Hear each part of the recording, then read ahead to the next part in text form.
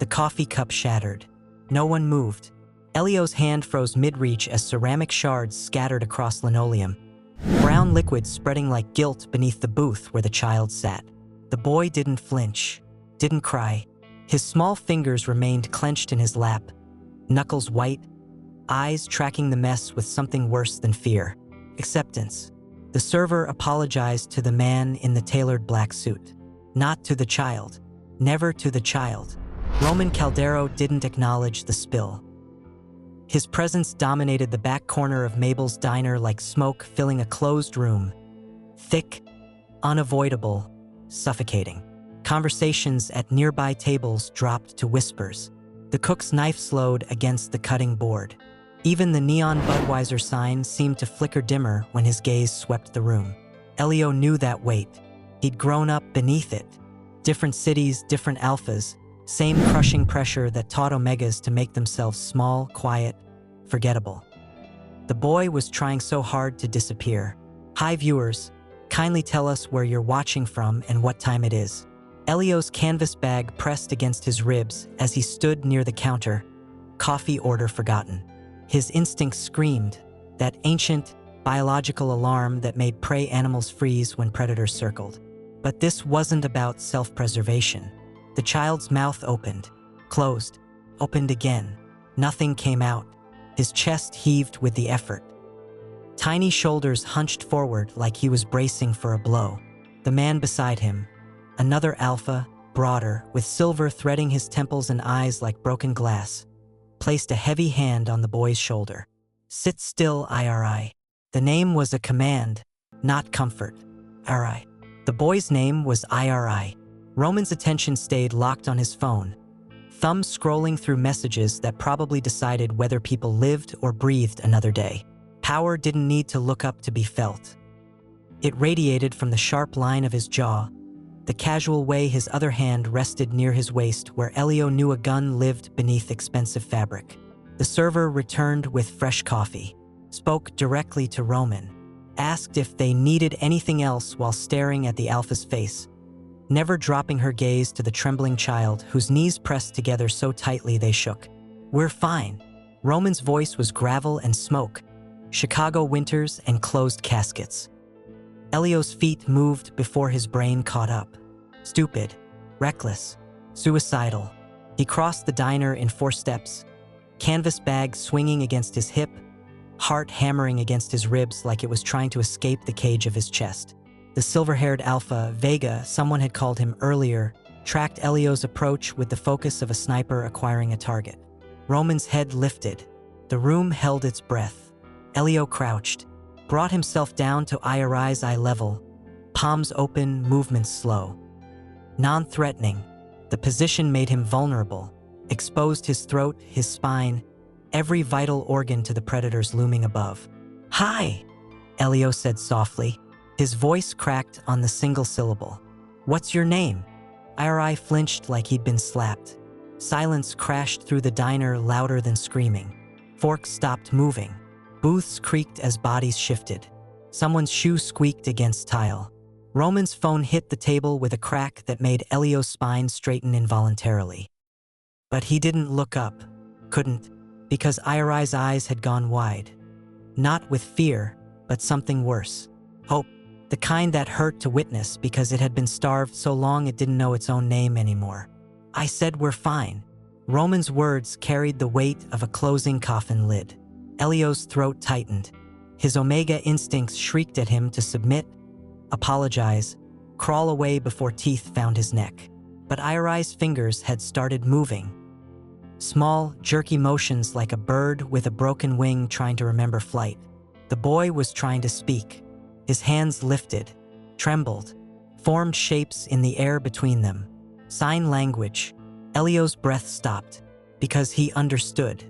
His older brother, the only family member who'd bothered to care before the world swallowed him whole, had been deaf. Taught Elio to sign before Elio could write his own name. Those memories lived in his muscle memory, dormant but not dead. My name is IRI. The boy's fingers moved with desperate precision, each sign careful, practiced, like he'd rehearsed this conversation 1,000 times alone in the dark. Please don't be mad. The world cracked open. Elio's vision blurred. He blinked hard, forcing focus, and his hands moved in response before thought caught up. I'm not mad. I'm Elio. Arai's face transformed. His mouth opened in a silent gasp, eyes flooding with something that looked like recognition, like seeing another human being after years stranded on a deserted island.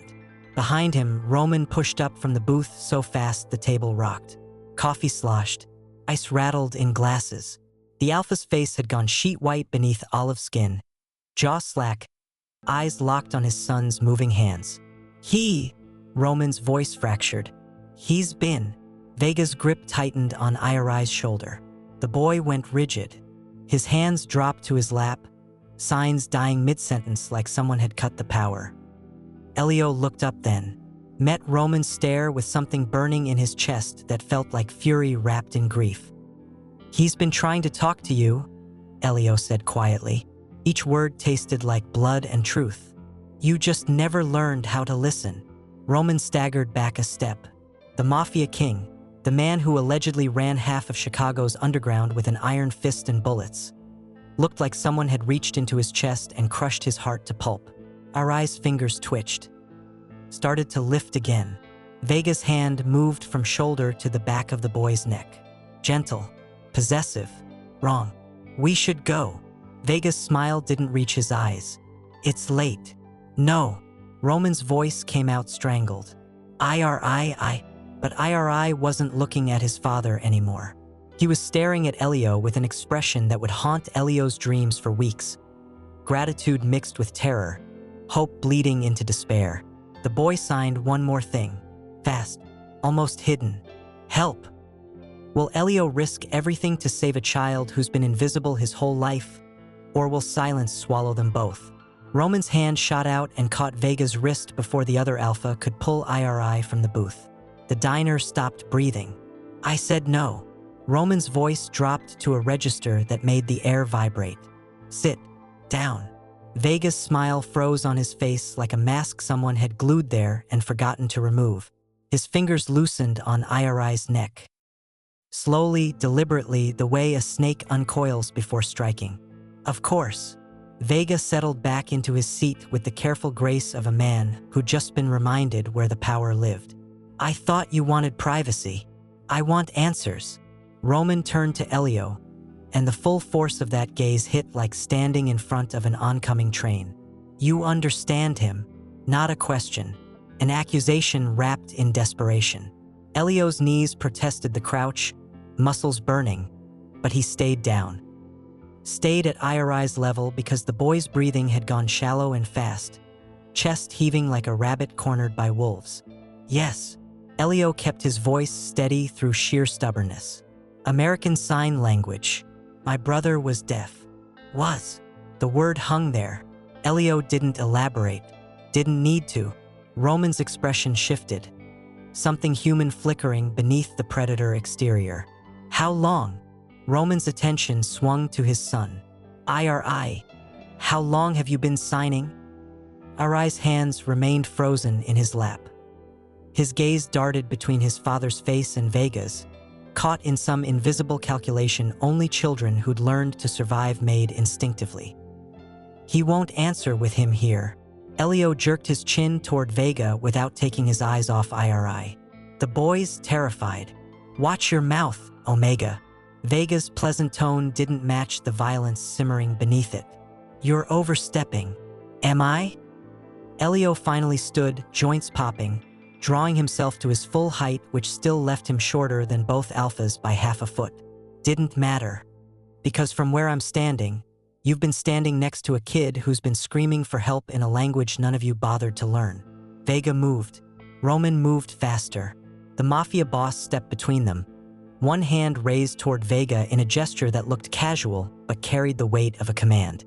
His other hand, the one closest to Iri, opened slowly, palm up, fingers spread. An offering, not a demand. Iri. Roman's voice cracked again, rough edges showing through the polished authority. Please, show me. The boy's eyes filled with tears that didn't fall. His throat worked, Adam's apple bobbing with the effort of words that wouldn't come. Then, so slowly it hurt to watch, his hands lifted. I taught myself, each sign precise despite the trembling. From videos, books, the library. Roman made a sound like someone had punched him in the solar plexus. You, he stopped, started again. You went to the library? When Vega took me to the park. Irai's hands moved faster now, confidence building with each sign. He doesn't watch me, he talks on his phone. I would run to the branch 3 blocks away. Elio translated without being asked, his voice flat, factual, letting the words speak for themselves, letting them cut, and they did. Roman's face cycled through emotions too fast to name. Shock, grief, rage, shame. His hands curled into fists at his sides, knuckles white, tendons standing out like cables under stress. Vega stood. This is inappropriate. The boy's clearly been coached.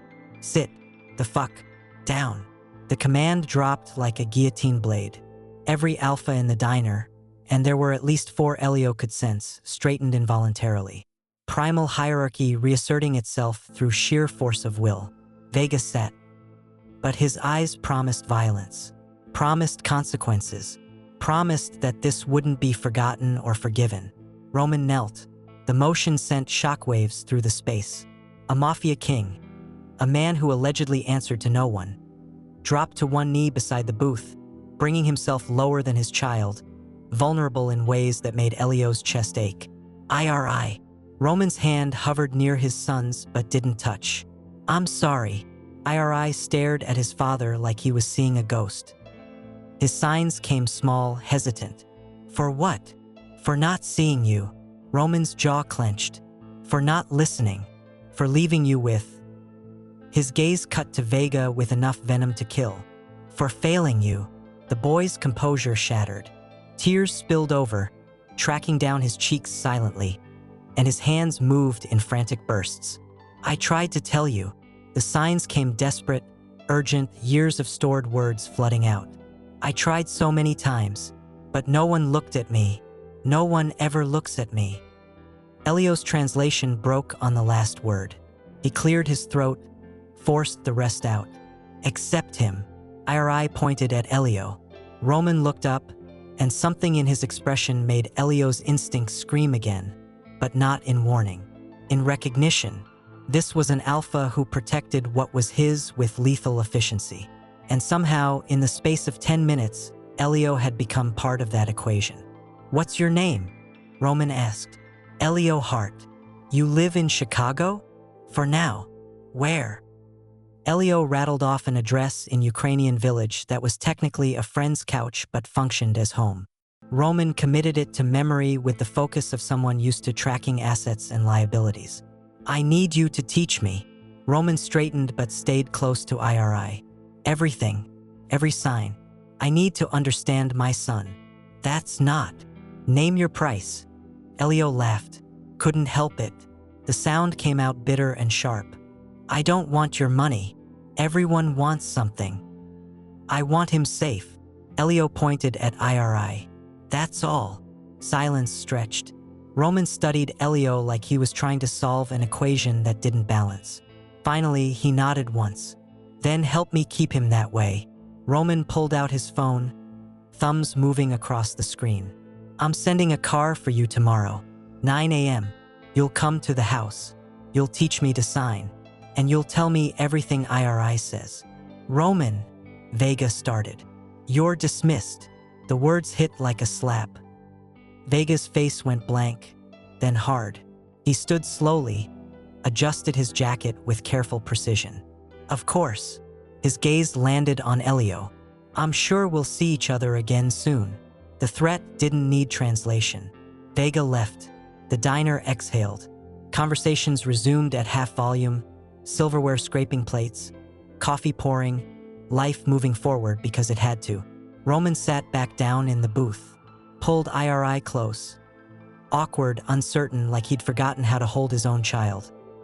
The boy went rigid for 3 heartbeats, then collapsed against his father's side, face pressed into expensive fabric, shoulders shaking with silent sobs.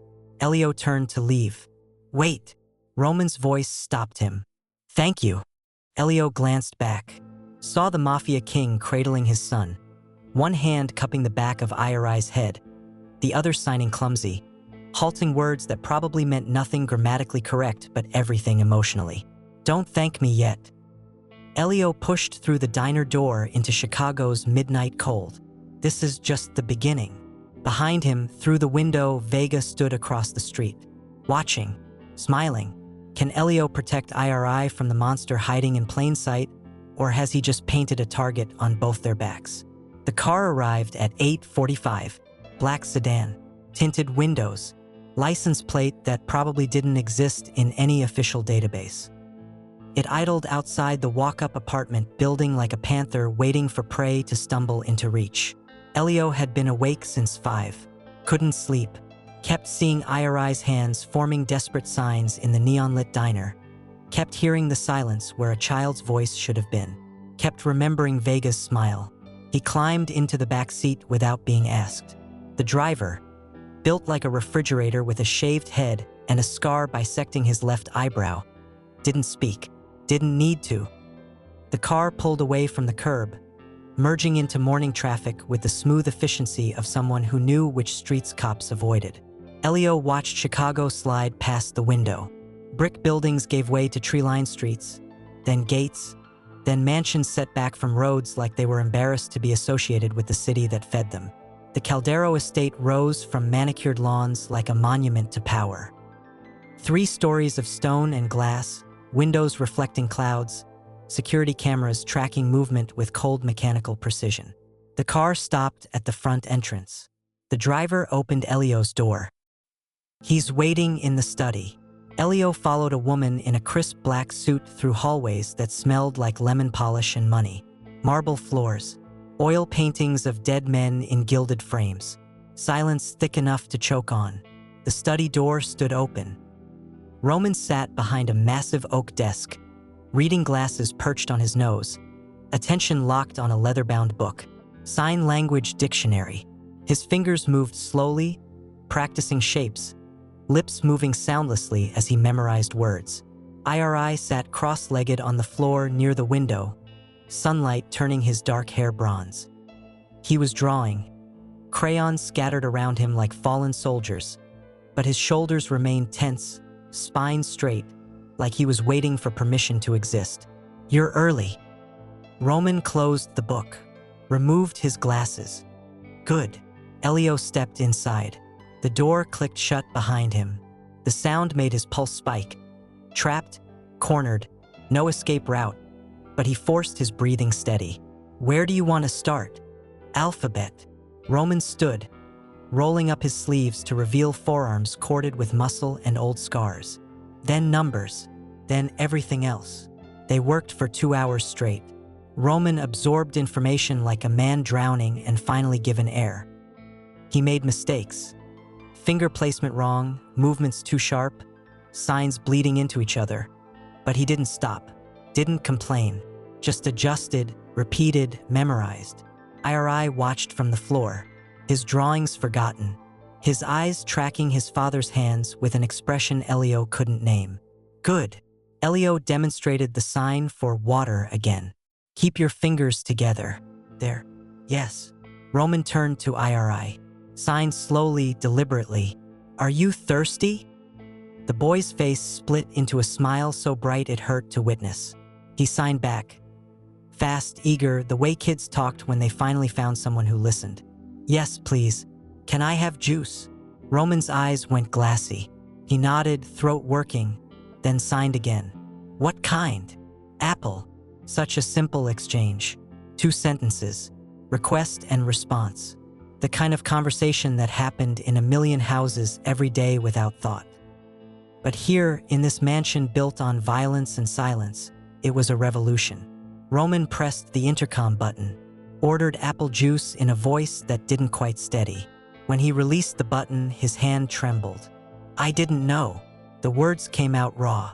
I didn't know he could tell me things, ask for things. I thought. He stopped, started again. The doctors said it was trauma, from losing his mother. that he'd speak again when he was ready. How long ago? Elio asked quietly. 3 years. Elio's jaw tightened. 3 years of silence because adults decided what a child's pain meant instead of asking. 3 years of IRI screaming in a language no one bothered to learn. He's ready now. Elio crouched beside IRI, signed directly to him. Will you tell your father what you told me last night? IRI's smile died. His hands stilled. Fear crept back into his expression like fog rolling in from the lake. Tell him what? Roman moved closer, careful, controlled. IRI, what did you tell Elio? The boy's gaze darted to the closed door, to the windows, to shadows in corners where threats might hide. It's okay. Elio kept his signs small, private, just for IRI. He needs to know. IRI's hands lifted, dropped, lifted again. Vega scares me. Roman went still, the kind of still that preceded violence. Why? His signs came sharp now, precise, anger leaking through despite clear effort at control. What did he do? IRI shrank back. Elio placed himself between father and son instinctively. Stupid, suicidal, completely ineffective against an alpha Roman size, but it made IRI breathe easier. Not like that. Elio signed and spoke simultaneously, forcing calm into his voice. You're scaring him. Back up. Roman stepped back immediately, sat down hard on the floor, bringing himself to IRI's level again, hands open and visible. I'm sorry. His signs were clumsy but sincere.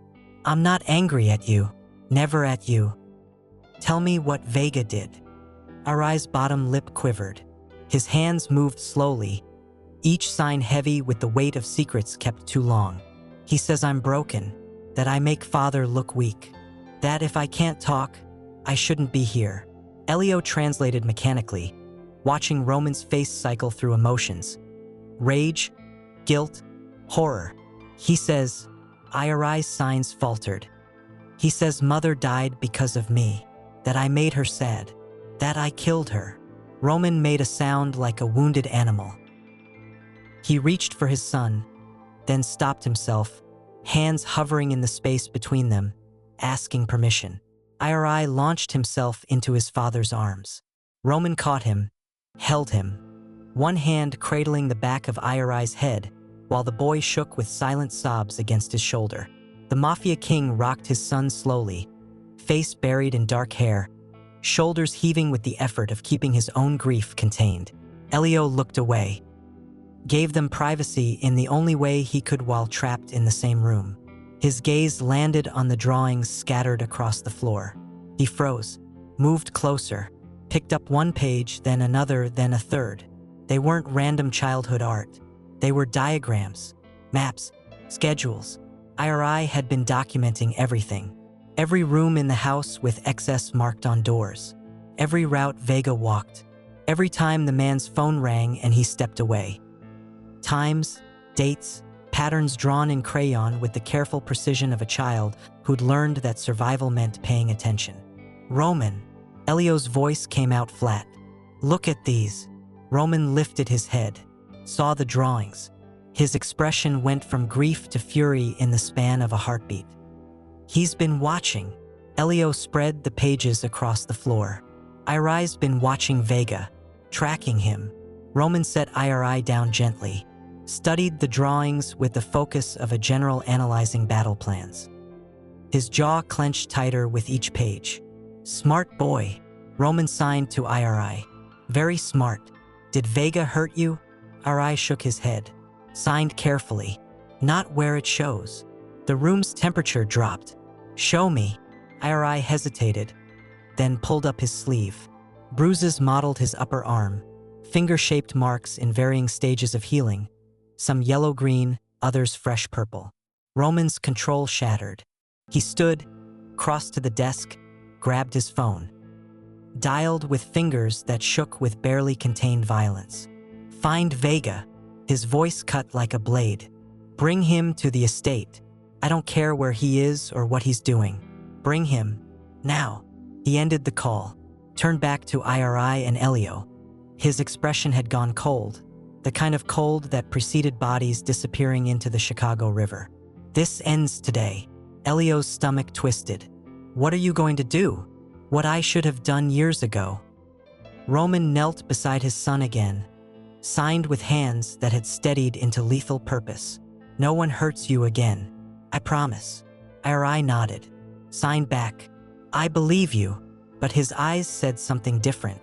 His eyes said he'd heard promises before.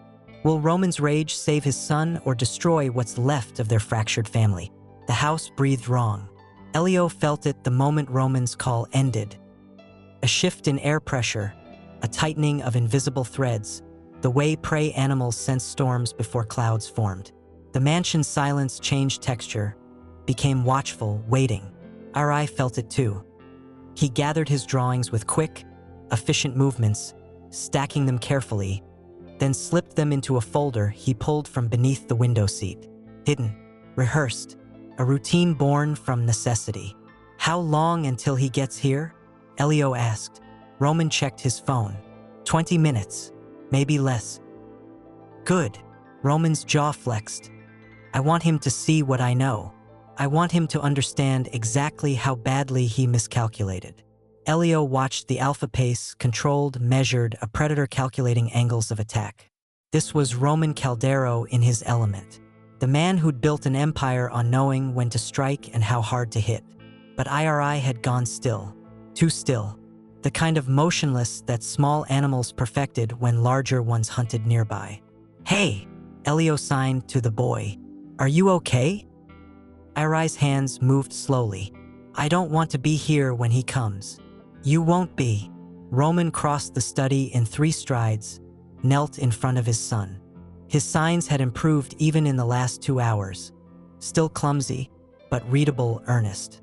I'm sending you upstairs with Elio. You'll stay in your room. Door locked. Marcus will be outside. Who's Marcus? Elio asked. Security. Ex-military. The only person in this house besides me who gives a damn about my son's safety.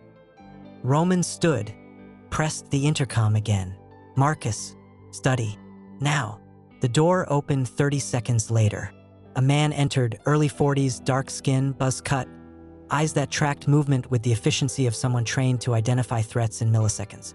He looked at Roman, then IRI, then Elio. Sir, take them upstairs. IRI's room. No one gets past you. Understood. Yes, sir. Marcus held the door open. IRI grabbed Elio's hand, small fingers cold despite the house's warmth, and pulled him toward the hallway. Elio let himself be led, glancing back once to see Roman standing at the window, phone in hand, expression carved from granite. They climbed stairs, past more paintings, more marble, more evidence of wealth that couldn't buy happiness or safety. IRI's room sat at the end of the second-floor hallway, door heavy, lock solid, windows overlooking the back gardens. The space inside made Elio's chest tighten. Bare walls, single bed with military corners. Desk empty except for a lamp. Bookshelf containing exactly 3 books. No toys, no posters, no evidence that a child lived here instead of a prisoner serving time. Jesus! The word slipped out before Elio could stop it. IRI let go of his hand, moved to the bed, sat with his back against the wall and knees pulled to his chest. Defensive, small, trying to disappear again. Marcus took position outside the door, closed it most of the way but left a gap, enough to hear, not enough to intrude. Elio sat on the floor near the bed, not too close, giving IRI space. Can I ask you something? Elio signed. IRI nodded. Why did you keep drawing? Why did you track Vega if it scared you? The boy's hands moved hesitantly. In case someone finally listened. I wanted proof, evidence, like on TV shows. 9 years old, maybe 10, Elio wasn't sure, and already thinking like a detective building a case. Already understanding that words alone wouldn't be enough, that adults needed proof before they believed children. You're very brave, Elio signed. IRI's expression crumpled. I'm not brave. I'm scared all the time. Being scared doesn't mean you're not brave. It means you kept going even when you were terrified. That's what brave is. Footsteps echoed downstairs. Voices raised. Roman's controlled fury meeting Vega's smooth deflection. Elio couldn't make out words, but tone carried. Accusations. Denials. The careful dance of power between men who knew how to hurt each other efficiently. IRI flinched at every footfall. His hands started moving again. Nervous, compulsive, signing fragments that didn't connect into sentences. "Talk to me," Elio signed. "Tell me anything. Tell me about your drawings. Tell me about the library." The boy's hands stilled. Then, slowly, he began to sign. "The library is 3 blocks east. Red brick building. Mrs. Chun works there. She's old and smells like peppermint. She showed me where the sign language books were. Didn't ask why I needed them. Just smiled and said learning languages was important." Elio smiled. "She sounds kind. She gave me cookies sometimes. Homemade. Chocolate chip." Irai's signs came faster now, the story pulling him away from the fear downstairs.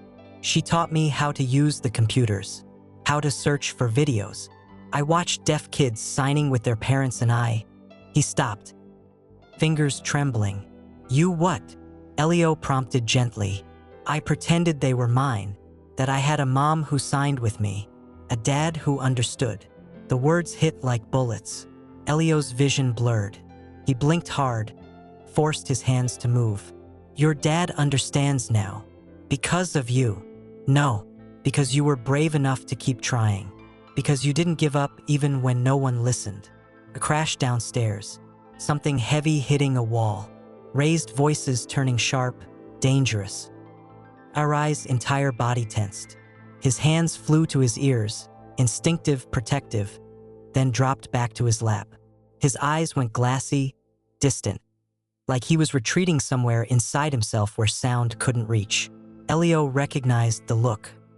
He'd worn it himself years ago in houses that weren't homes. "Hey!" Elio moved closer, still not touching, but near enough that IRI could feel his presence. "I'm right here. Marcus is right outside. Your dad won't let anything happen to you." He couldn't stop it before. IRI's signs came sharp, bitter, too old for a child his age. He was always gone, always busy, always choosing everyone else. He didn't know. He should have known. Tears spilled over, tracking down IRI's cheeks. Parents are supposed to know. That's their job. Elio had no answer for that, because the boy was right. Parents were supposed to protect their children. We're supposed to notice when someone hurt them. We're supposed to listen. Footsteps on the stairs. Fast, heavy, purposeful. Marcus's voice through the door. "Vega's leaving. Boss wants you to stay put until he's off the property." Elio signed the information to IRI. The boy's shoulders relaxed fractionally, not relief, just slightly less terror. They waited. Minutes stretched. The house settled back into its wrong silence. Eventually, a knock. Marcus opened the door. "All clear. Boss wants you both downstairs." IRI looked at Elio with wide eyes. "Will you come with me?" "Yes." They descended together. IRI's hand found Elio's again, gripped tight enough to hurt. The study door stood open. Roman stood inside, alone, staring out the window with his back to the door. "IRI." He didn't turn. "Come here, please." IRI hesitated. Elio squeezed his hand gently, then released it. The boy crossed the study slowly, each step deliberate, until he stood beside his father. Roman knelt. His face was haggard, aged a decade in an hour. He signed carefully. "I fired Vega. He's gone. He won't come back." IRI's hands trembled. He said you'd never believe me over him. He was wrong." Roman's signs came fierce now, protective. "I believe you. I'm sorry I didn't listen sooner. I'm sorry I left you alone with him. I'm sorry for all of it." "Okay." IRI's single sign carried the weight of conditional forgiveness. Roman pulled his son into a hug, held him like he was afraid the boy might disappear. "I love you. I should have said it more. I should have shown it better. I'm going to fix this." All of it. IRI signed against his father's shoulder. How? Roman pulled back, met his son's eyes. I'm going to learn to listen, really listen, and you're going to teach me. He looked at Elio then. Both of you. Something in his expression made Elio's instincts flare again. Not danger, but something equally complicated. Gratitude mixed with dependency. Trust mixed with desperation. I need you to stay, Roman said. Come back every day. Teach me. Help me understand my son. Roman, name your price. Seriously, anything. Elio opened his mouth, closed it, looked at IRI who was signing frantically. Please stay. Please don't leave me alone. The trap closed, because Elio couldn't say no to those hands, to that face, to a child who'd been abandoned by every adult who should have protected him. I'll come back tomorrow, Elio heard himself say. Roman's shoulders sagged with relief. Thank you. But Elio wasn't looking at him anymore. He was looking at the window, at the gardens beyond, at the spot where Vega had stood 20 minutes earlier before getting in his car and driving away, and at the text message that lit up Elio's phone in his pocket. From an unknown number. You made a mistake, Omega. You should have stayed invisible. Has Elio saved IRI, or has he just signed his own death warrant? The coffee shop near Elio's apartment had terrible Wi-Fi and worse lighting, but it stayed open until midnight and didn't ask questions when people nursed a single cup of drip coffee for 3 hours straight. Elio sat in the back corner, phone face down on the scarred wooden table, trying to convince himself he'd imagined the threat, that the text message was random spam, that Vega wouldn't risk Roman's wrath by targeting an Omega who'd done nothing except translate sign language. The lies didn't stick. His phone buzzed. Another message. The boy's mistake was trusting you. Yours was thinking you could fix broken things. Elio's hand shook as he grabbed the phone, typed back with fingers that wanted to cooperate. Leave me alone. 3 dots appeared, disappeared, appeared again. You should have stayed in your lane, little Omega. Now everyone will know what you really are. The message came with an attachment. A photo. Elio's stomach dropped. It was him, 3 years ago. Outside a courthouse in Gary, Indiana. Hair longer than, face younger, eyes hollow with the kind of defeat that comes from watching justice fail in real time. He remembered that day, remembered the case number, the charges that got dismissed, the alpha who'd walked free while Elio learned that truth didn't matter if you couldn't afford to make people listen. His phone buzzed again. Different number this time. Innocent little victim, right? Except you lied under oath. Convenient memory problems when it served you. Another photo. Court documents. Testimony transcripts with sections highlighted where his words contradicted earlier statements. Never mind that those contradictions came from trauma, from dissociation, from a brain trying to survive by fragmenting memories it couldn't process. On paper, it looked like lies. Imagine what Chicago will think when they find out Roman Caldero let a fraud into his house. Near his son, Elio's vision tunneled. His breath came short and sharp. The coffee shop tilted sideways, sounds muffling like he'd been shoved underwater. He knew this feeling. Panic attack, PTSD response, trauma trigger. Didn't make it stop. His phone kept buzzing. More messages, more numbers. More photos being sent to contacts he didn't recognize. Tabloid emails, gossip sites, numbers that probably belonged to Roman's enemies or allies or people who'd sell information for the right price. Virgin Omega seduces Mafia king through his disabled son. Manipulation, gold digging, typical Omega behavior. He's done this before. Gary, Indiana. Look it up. The smear campaign rolled out with military precision. Coordinated. Efficient. Vega had planned this the moment Elio crouched in that diner. His phone rang. Roman's name flashed on the screen. Elio stared at it. Let it ring through to voicemail. It rang again immediately. He answered on the 4th ring. Hello. Where are you? Roman's voice came tight, controlled, dangerous. I'm getting calls, messages. People are sending me. Elio, where the fuck are you? Coffee shop, near my place. Stay there. I'm sending Marcus. Don't. Elio's voice cracked. Don't send anyone. This is exactly what he wants. You responding. You caring. It makes it worse. Makes what worse? Elio, talk to me. He's destroying my reputation. The words tasted like ash. Vega, he's sending information about me to everyone. Twisting it. Making it look like I manipulated you. Used IRI. Silence on the line. Then, quietly, is any of it true? Elio's lungs forgot how to work. What? The court case. Gary, Indiana. The contradictions in your testimony. Is it true? I was assaulted by an alpha with connections. I testified. My memory was fragmented because of trauma. The defense used that against me. The case got dismissed. Each sentence came out flat, mechanical. So yes, technically, on paper, it looks like I lied. But you didn't. Does it matter? Elio laughed bitterly. No one will believe me. They never do. Alphas have lawyers. Omegas have excuses. I believe you. You shouldn't. Elio, I'm done. The words came before thought. I'm not coming back. Find someone else to teach you sign language. Hire a professional. Someone without a destroyed reputation who won't bring scandal to your door. IRI needs you. The blow hit direct. Elio closed his eyes.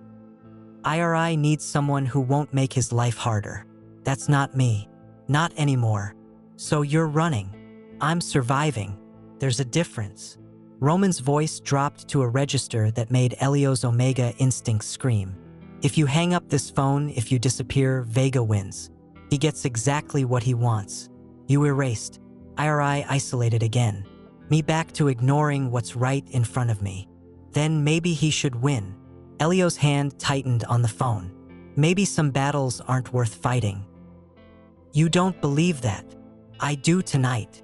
Elio. A notification banner dropped down. Another message. Another photo. This one worse. Doctored images. Photoshop scenarios designed to imply intimacy between Elio and Roman that had never happened. Homewrecker. Whore. Typical Omega trash.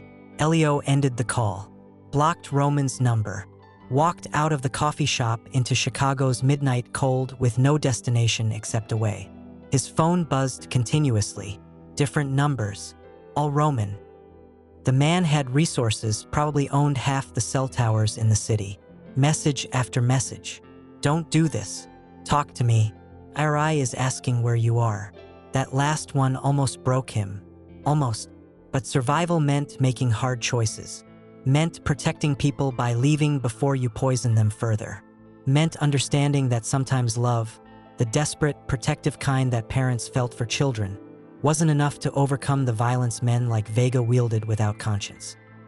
Elio walked until his feet ached, until the neighborhoods grew rougher and the streetlights flickered more than they glowed, until he reached a corner where a bodega stayed open late and sold cigarettes to people who didn't ask for ID.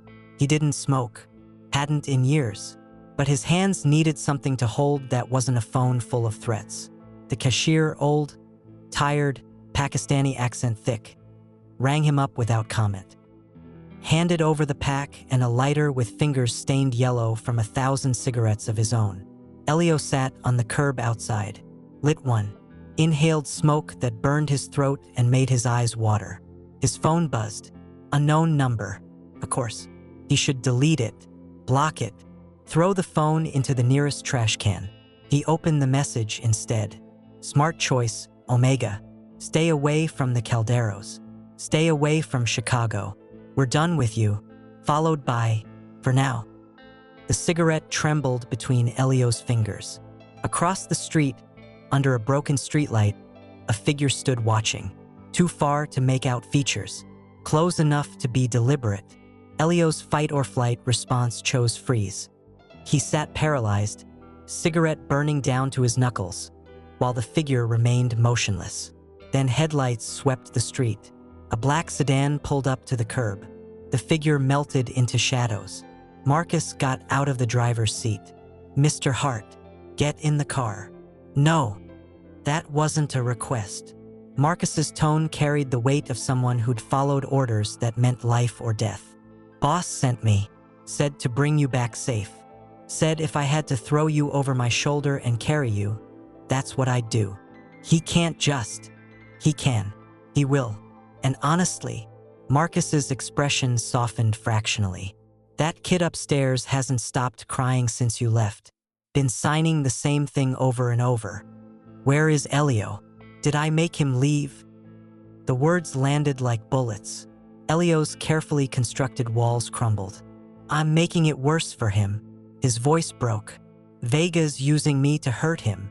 So you fix it. Marcus opened the back door. You don't run. You don't hide. You stand up and you fix it. Because that's what people do when they give a damn. Elio looked at the open car door, at the cigarette burning his fingers, at the shadows where the figure had disappeared, at the choice that wasn't really a choice at all. He got in the car. Will Elio's return save IRI or seal both their fates? The alley smelled like garbage and rain. Elio registered that first. The sensory details his brain cataloged while his body screamed warnings his conscious mind hadn't caught up to yet. Wet asphalt beneath his shoes. Dumpster 3 feet to his left. Brick wall pressing against his spine. Exit 30 yards away, blocked by a figure whose face remained hidden in shadows. He'd made a mistake. The anonymous message had said to meet here, said there was evidence Vega was planning something bigger, said to come alone if he wanted to protect IRI. Classic setup. Textbook trap. Elio's hands curled into fists. Useless. He'd never thrown a punch in his life that mattered. You came. The voice slithered out of the darkness. Not Vega. Someone younger, hungrier. Stupid Omega. Footsteps behind him. 2 more figures. 3 total. Coordinated. Professional. Elio's pulse hammered in his throat. What do you want? Boss says you need a reminder. The lead figure stepped into the pale glow of a distant streetlight. Early 20s, alpha energy rolling off him like heat. Eyes dead in the way that meant he'd done this before. About staying in your lane. I left. I stayed away. Not far enough. Not fast enough. The alpha cracked his knuckles. You went back. That was a mistake. Elio's phone was in his jacket pocket. Marcus had dropped him off at Roman's estate 2 hours ago. He'd spent time with IRI, teaching Roman more signs, pretending everything was fine while Vega's reach extended like poison through the city. He should have known, should have realized that returning would trigger consequences. Roman will. Roman doesn't scare us. The alpha lunged. Elio twisted. Not fast enough. Knuckles connected with his jaw, snapping his head sideways. Pain exploded white-hot. He stumbled, caught himself against the dumpster, tasted copper. The second hit caught his ribs. Air punched out of his lungs. He doubled over, gasping, vision swimming. Vega sends his regards. The third punch never landed. A car screeched into the alley entrance. High beams flooded the space with blinding light. Doors slammed. Voices shouted. The alphas scattered like roaches. Elio collapsed against the dumpster, legs giving out, sliding down to wet pavement. His jaw throbbed. His ribs screamed. Blood dripped from his split lip onto his shirt. Footsteps pounded closer. Hands grabbed his shoulders, gentle, careful. Elio, look at me. Marcus's face swam into focus. The security guard's expression cycled through anger, concern, guilt. Can you stand? Elio tried. Failed. His legs had turned to water. Marcus didn't hesitate. He scooped Elio up like he weighed nothing, carried him to the sedan, settled him in the back seat with the efficiency of someone trained in battlefield extractions. Hospital? Another guard asked from the driver's seat. Estate. Boss will decide. The car moved. Chicago blurred past windows. Elio's head lolled against leather, consciousness flickering like a bad bulb. His phone buzzed in his pocket. He couldn't reach it, couldn't move. Marcus pulled it out, checked the screen. His jaw clenched. What? Elio's voice came out slurred. Message from the kid. He's asking where you are. Don't, Elio coughed. Pain lanced through his ribs. Don't tell him.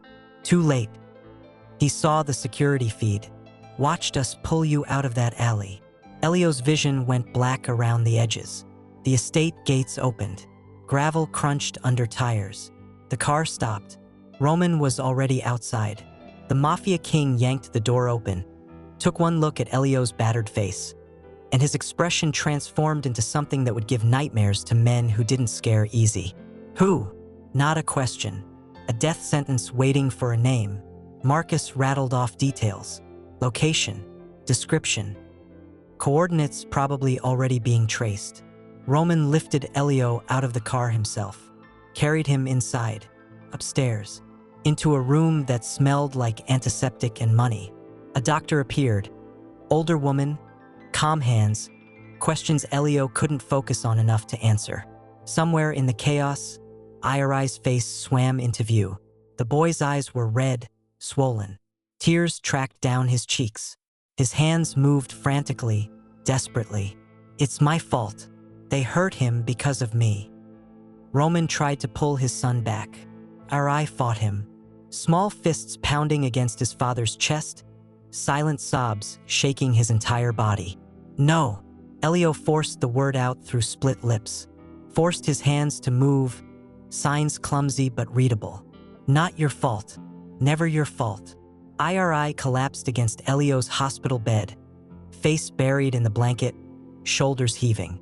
The doctor worked, cleaned wounds, checked ribs, bruised but not broken, assessed jaw, painful but functional, applied bandages, prescribed pain medication, gave instructions Elio's brain couldn't hold on to. Roman stood at the window, silent, motionless, except for his hands, which curled and uncurled in a rhythm that matched a pulse. Get out. His voice came quiet, lethal. Everyone left, except Irai, who refused to move, and Elio, who couldn't. Roman turned, crossed to the bed, knelt beside his son. This ends now. He signed and spoke simultaneously. I'm finishing it. Tonight. No. Elio grabbed Roman's wrist with fingers that shook. That's what he wants. You losing control, making mistakes. I don't make mistakes when I'm angry. I make examples. You'll make Irai an orphan. The words hit like bullets. Roman flinched. His grip on the bed frame loosened. Vega needs to pay. He will. But not like this. Not with you in prison or dead because you went after him emotional. Roman's jaw worked. Muscles jumped beneath skin. Then how? Elio looked at Irai. At the drawings the boy had made. At the evidence compiled in crayon by a child who understood that proof mattered more than rage. We do it his way. Elio signed to Irai. Show your father everything you know. Every pattern. Every schedule. Every weakness Vega has. Irai's eyes went wide. Then determined. He nodded. Can a child's silent observations bring down a monster? Or will Vega strike first? Irai spread the drawings across Roman's desk like a general planning war. 17 pages. Crayon maps. Schedules written in careful block letters. Names connected by lines that showed relationships, hierarchies, dependencies. A child's artwork that documented months of surveillance conducted in absolute silence. Roman stared at the evidence his son had compiled. His expression cycled through emotions too fast to track. Pride, horror, grief, rage. When did you start? Roman signed. Irai's hands moved steadily. No hesitation now. After Mama died, when Vega started saying things. What things? That I was broken, that you'd get rid of me eventually, that I needed to be useful or I'd end up somewhere worse. Roman's control fractured. His hands slammed down on the desk hard enough to rattle the lamp.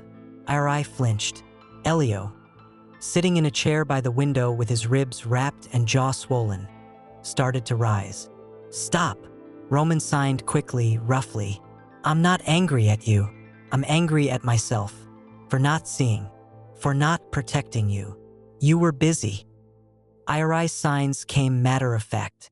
Child logic accepting what shouldn't be acceptable. Running the business. Dealing with enemies. I understood. You shouldn't have had to understand. You should have been safe. I was surviving. The word hung between them. Surviving, not living, not thriving, just existing day by day in a house that should have been home. Elio cleared his throat. Pain flared through his ribs. Focus. What do the drawings show? IRI pointed to the first page. A schedule. Vega meets with these men every Tuesday. Same restaurant. Always at 8 p.m. He thinks no one notices because father's not there. Who are they? Roman leaned closer. Rivals. The Castellano family. The ones who tried to take territory last year. Roman went still. The dangerous kind of still. IRI, are you saying Vega's been meeting with my enemies? IRI nodded, pointed to another drawing. And taking money. I saw him count it once. In his car. Thousands of dollars. How did you see that? I was small enough to hide in the back seat. He didn't check. Just got in and counted. Roman's face drained of color. You could have been killed. But I wasn't. And now you know. The logic was child simple and terrifying. IRI had risked his life gathering intelligence because he understood, at 9 years old, that survival sometimes meant taking chances adults wouldn't approve of. Elio studied the remaining drawings. More schedules. More patterns. What's this one? IRI's expression darkened. His other job. Other job. Trafficking. The sign came harsh, angry. Omegas. Young ones. He picks them up from bus stations. Takes them to a warehouse near the docks. The room's temperature dropped. Roman grabbed his phone. Dialed. Marcus. Get Detective Chun on the line. Now. You're involving police? Elio asked. I'm involving someone who can document evidence legally. Someone whose testimony holds up in court. Roman's eyes never left his son's face. I won't let Vega walk because we gathered proof illegally. Smart. Calculated. The mind that built an empire now focused on destroying a threat with precision instead of rage. Detective Chun arrived within the hour. Mid-40s, Asian American, exhausted eyes that had seen too much and believed too little. She listened while IRI signed and Elio translated. Photographed every drawing. Asked questions that proved she understood the difference between hearsay and evidence. This is good. Chun tapped one schedule. Really good. If we can verify even half of these meetings, we can build a case. How long? Roman asked. Months, maybe a year. These things take time. He tried to kill an Omega in my protection yesterday. We don't have months. Chen's expression hardened. Then we need to catch him in the act. Set up a sting. Use what your son knows to predict his next move. All eyes turned to IRI. The boy studied his drawings. Pointed to one circled date. Next Tuesday. The meeting at the restaurant. He'll be there. He's always there. Then that's where we'll be too. Chen stood. I'll need surveillance equipment. Access to the building. Cooperation from your people. Done. Roman shook her hand. Whatever you need. Chen left. The room exhaled. IRI slumped in his chair. Exhaustion finally catching up. Roman lifted him carefully, carried him toward the door. I'll put him to bed. You should rest too. Roman glanced at Elio. Doctor's orders. I'm fine. You're bleeding through your bandages. Elio looked down. Red seeped through white gauze wrapped around his ribs. He'd been moving too much, aggravating wounds that needed stillness to heal. Stubborn Omega. Roman's voice carried something that wasn't quite anger. Marcus will take you to a guest room. You're staying here until this is over. Roman, that wasn't a request. They locked eyes, alpha dominance pressing against Omega resistance. The power dynamic clear, weighted, impossible to ignore. Elio looked away first, hated himself for it. Fine. Marcus appeared, led Elio down hallways that twisted like a maze. The guest room was twice the size of Elio's entire apartment. King bed, private bathroom, windows overlooking gardens where security lights created islands of visibility in the dark. Lock the door. Marcus handed over a key. Don't open it for anyone except me or the boss. Understood. Yeah. Marcus left. The lock clicked. Elio collapsed onto the bed without undressing. Ribs screaming, jaw throbbing, exhaustion pulling him under like an ocean current. His phone buzzed. Unknown number. Clever boy. Using the child to build a case. Won't save you. Another message. Another photo. This one showed the exterior of the estate. Recent. Taken from the street. We know where you sleep. Elio's hands shook. He typed back. Vega's going down. Your threats won't change that. 3 dots appeared. Then, who said I was working for Vega? The message deleted itself. The number disappeared from his call log. No evidence. No trace. Elio stared at his phone. Reread the message that was no longer there. If not Vega, then who? His door handle rattled. Once, twice, testing. Elio sat up, pain forgotten, adrenaline flooding his system. The handle stopped moving. Footsteps retreated down the hallway. Too quiet, too careful. Someone had just tried to get into his room. Is Vega the real threat, or has Elio walked into something far more dangerous? The summit room glittered like a weapon. Crystal chandeliers, marble floors, floor-to-ceiling windows overlooking Chicago's skyline where power lived in glass towers and concrete canyons. Alphas filled the space, 30 of them, maybe more, each representing territory, blood, money, influence. Roman stood at the head of the room, tailored suit, calm expression, king surveying his kingdom. Elio watched from the side entrance with Marcus. They'd positioned him out of sight but within earshot, close enough to translate if needed, far enough to avoid drawing attention. IRI sat beside his father, small, quiet, hands folded in his lap. No one looked at him, per usual, except this time the boy was waiting. Vega entered last, fashionably late, power play.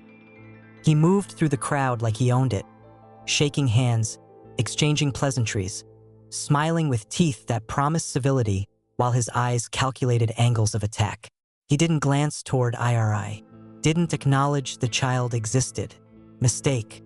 Roman called the meeting to order, discussed territory disputes, negotiations, treaties that held as long as everyone profited. Standard business wrapped in violence. Elio's ribs ached. His jaw throbbed. The bandages under his shirt pressed against bruises that had bloomed purple and yellow overnight. He'd barely slept after the door handle incident. Kept expecting it to rattle again. Kept seeing that message. Who said I was working for Vega? Something was wrong. The pieces didn't fit together right. Marcus leaned close, whispered, "Chen's in position. Surveillance is live. We're recording everything." Elio nodded, didn't trust his voice. Roman continued talking. Boring details about shipping routes and profit margins. The alphas settled in, attention drifting, guards lowering. Then Roman paused, looked at his son. IRI has something to say. The room went silent. Confused glances, uncomfortable shifts. Someone coughed. An alpha in the back muttered something about inappropriate timing. IRI stood, walked to the front of the room, small body dwarfed by the space, by the power surrounding him. Vega's expression flickered, just for a second. Confusion. Then calculation. An interpreter stepped forward. Woman Chun had arranged, certified, legal. She positioned herself beside IRI, ready to translate. IRI's hands lifted. The boy signed slowly, deliberately, each movement precise, practiced. Months of preparation condensing into this moment. My name is IRI Caldero. I'm 9 years old. I don't speak with my voice, but I have a voice. And today, I'm using it. The interpreter spoke in rhythm with his hands. Her voice carried through the room. Alphas leaned forward despite themselves. For 3 years, I've been invisible. People looked through me, around me, never at me. They saw silence and assumed emptiness. They were wrong. IRI's signs came faster now, stronger. I watched, I listened, I learned, and I saw things no one thought a child would notice. Vega stood.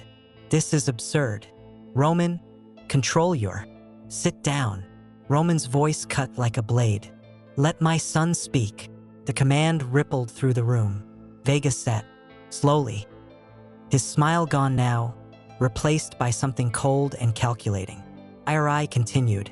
Vega Moro has been stealing from my father, meeting with rivals, taking money, selling information. The interpreter's voice stayed level, professional, but shock registered on faces throughout the room. He's also trafficking omegas, selling them to alphas who pay for silence. I have dates, names, locations. IRI pulled papers from his jacket, the drawings, the schedules. Evidence compiled in crayon that Detective Chun had copied, verified, cross-referenced with official records. I documented everything because someone needed to, because I knew one day someone would finally listen. The room erupted, voices overlapping, denials, accusations, chaos. Vega lunged toward IRI. Roman intercepted, slammed Vega against the wall hard enough to crack plaster. His forearm pressed across Vega's throat, cutting off air, cutting off sound. You touched my son. Roman's voice dropped to a whisper that carried like thunder. You hurt him, you tried to erase him, and you thought I'd never know. Vega clawed at Roman's arm, gasping, turning red. Boss, Marcus's voice. Warning. Roman released him, stepped back, let Vega collapse to the floor, coughing, wheezing. Detective Chun. Roman gestured toward the door. Chun entered with 6 officers, badges visible, handcuffs ready. Vega Moro, you're under arrest for conspiracy, trafficking, assault, and about 15 other charges we'll add once we finish processing evidence. Vega spat blood. You can't prove anything. Your son just did. Chun pulled him to his feet, cuffed him, and we've got surveillance footage backing up every claim. Turns out, people talk a lot when they think no one's listening. They dragged him out. The room watched in stunned silence. IRI stood at the front, still, small, powerful in ways that had nothing to do with size or strength. Roman knelt beside him, signed where everyone could see. I'm proud of you. IRI signed back. I was scared. Bravery isn't the absence of fear. It's speaking truth despite it. Father and son embraced. The alphas watched. Some uncomfortable, some moved, all witnessing a moment that redefined what strength meant. Elio's vision blurred. He blinked hard, pressed his hand against his ribs where pain lived as a reminder that truth came with cost. His phone buzzed. Unknown number. Again. Well done. But the real game just started. Vega was a pawn. The king is still playing.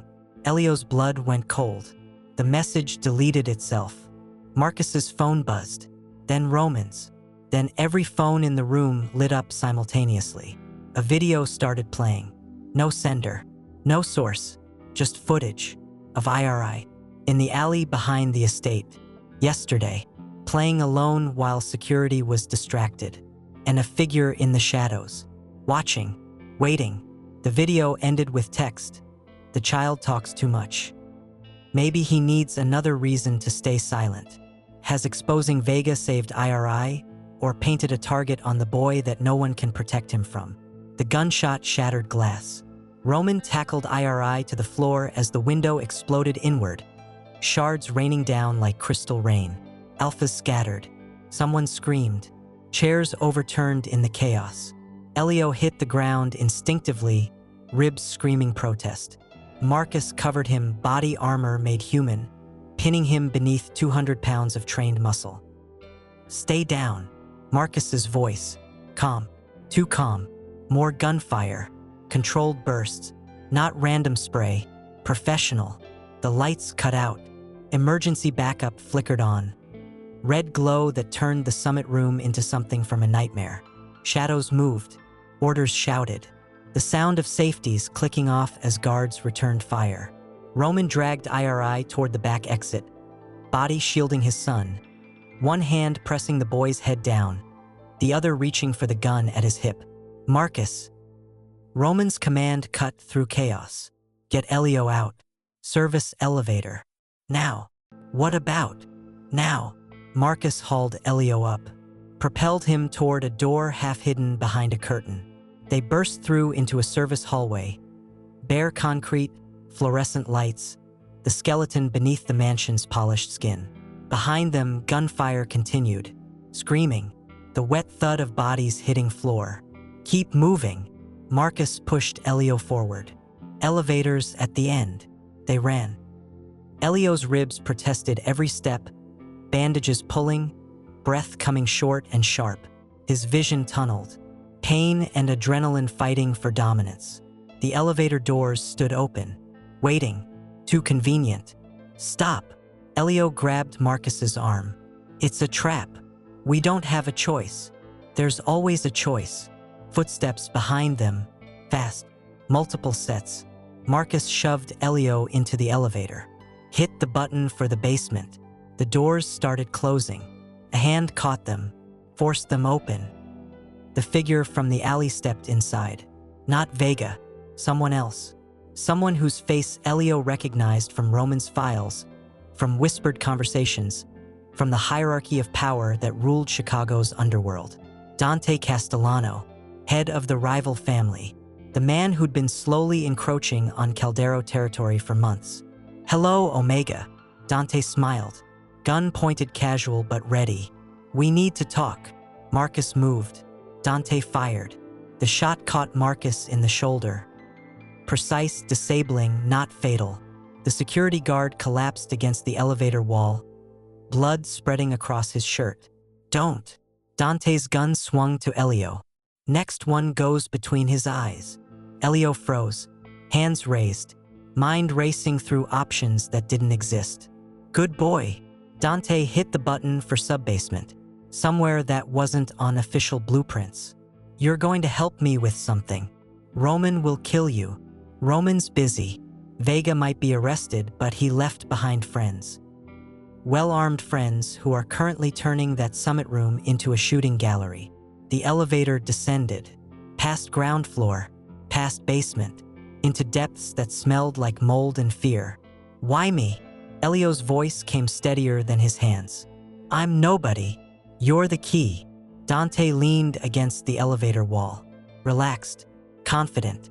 The boy trusts you, talks to you, which means you can control what he says, what he signs, what he reveals. You want me to manipulate a traumatized child. I want you to survive, and to do that, you're going to convince Roman that his son needs protection. The kind of protection only comes from alliances, specifically, alliance with my family. He'll never agree. He will when he realizes IRI isn't safe, when attacks keep coming, when the threats never stop. Dante's smile widened. When he understands that I'm the only one who can make it end. The elevator stopped. Doors opened onto a concrete tunnel. Cold, dark, stretching into nothing.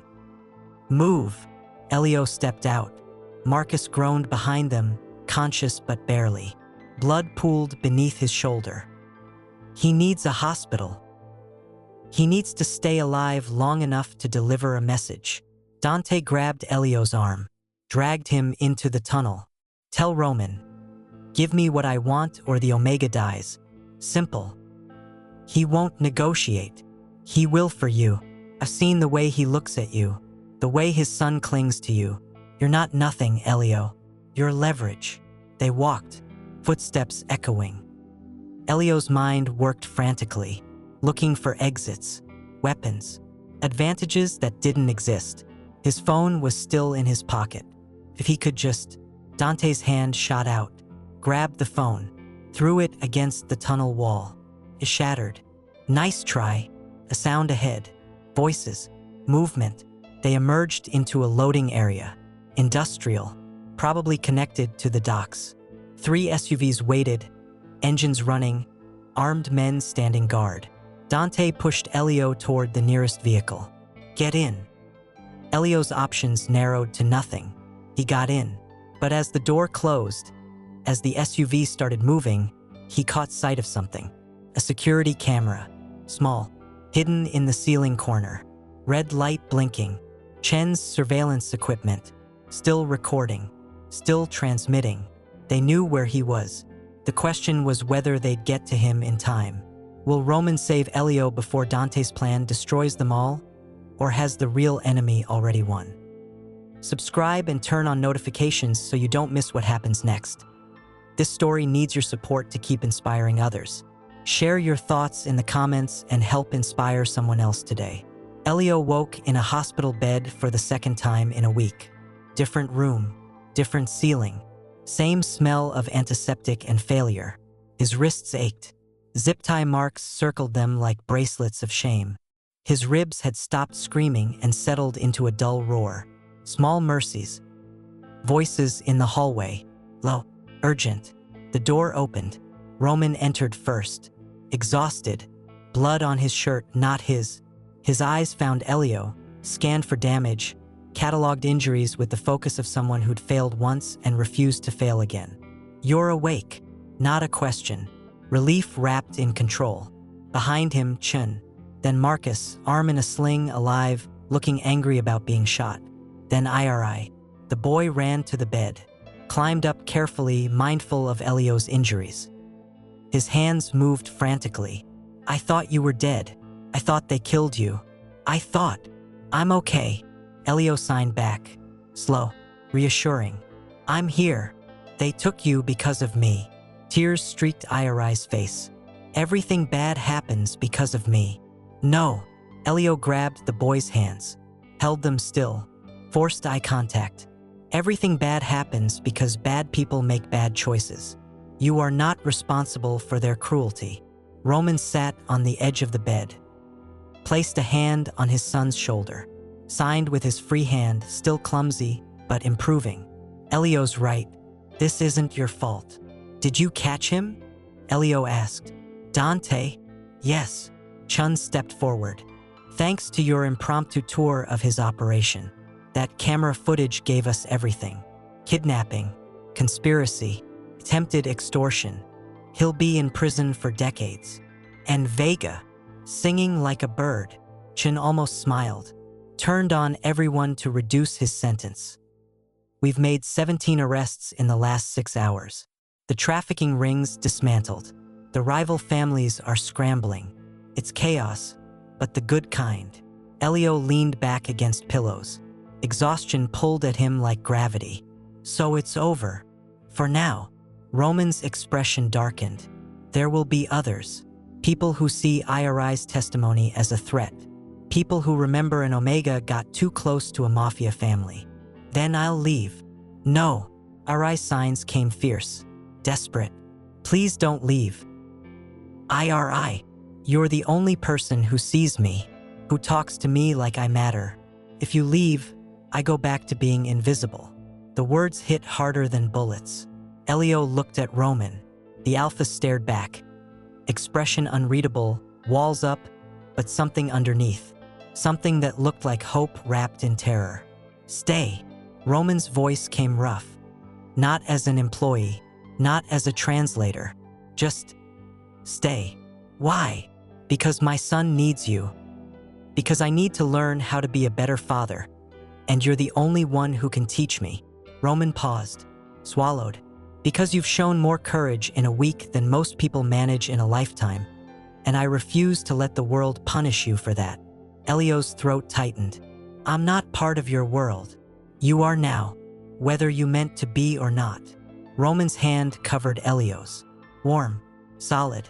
I'm offering protection, safety, a place where you don't have to run anymore. And what do you get? The chance to make things right. For once. Iri's hands moved between them. Please stay. Please.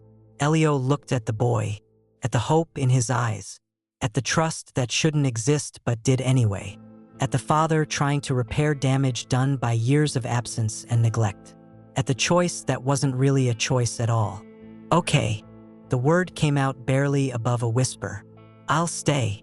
Iri threw his arms around Elio's neck, squeezed tight enough to hurt.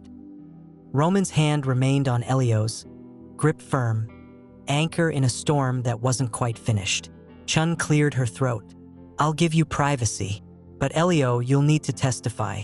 Multiple cases. It won't be easy. I know.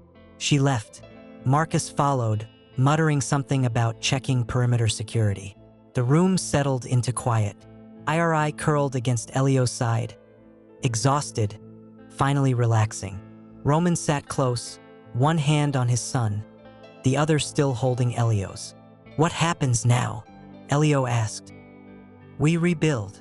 Roman's voice carried the weight of promises made to be kept. I teach IRI I'm listening. You teach me how to hear. We figure out how to be a family that doesn't break. Families are complicated. So are we. Elio almost smiled. Fair point. IRI's hands moved sleepily.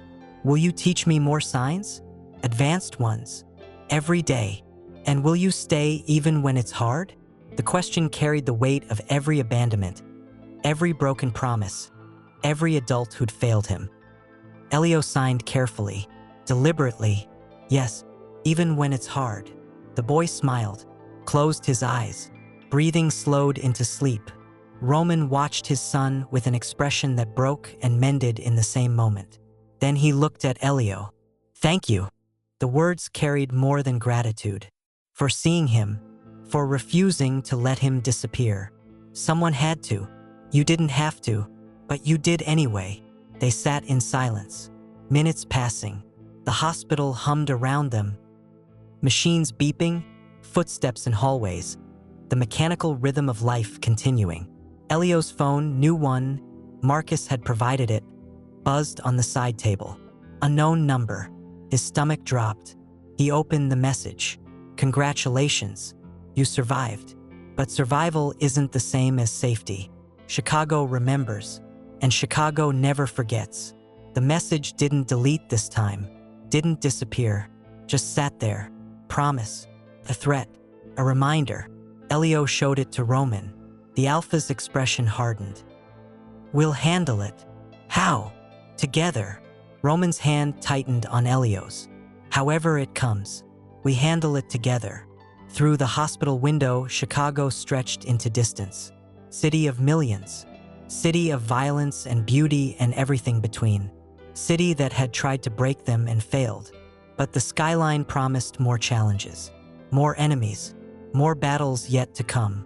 IRI slept peacefully, finally safe in the moment even if tomorrow remained uncertain.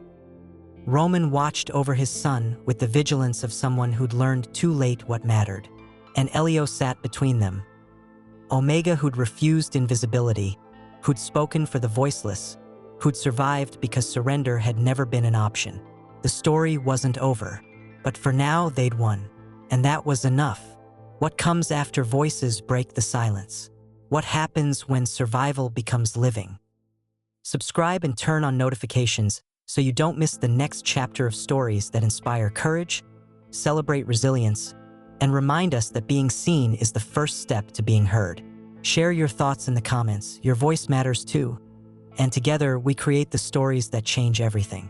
Because silence, once broken, can never be ignored again.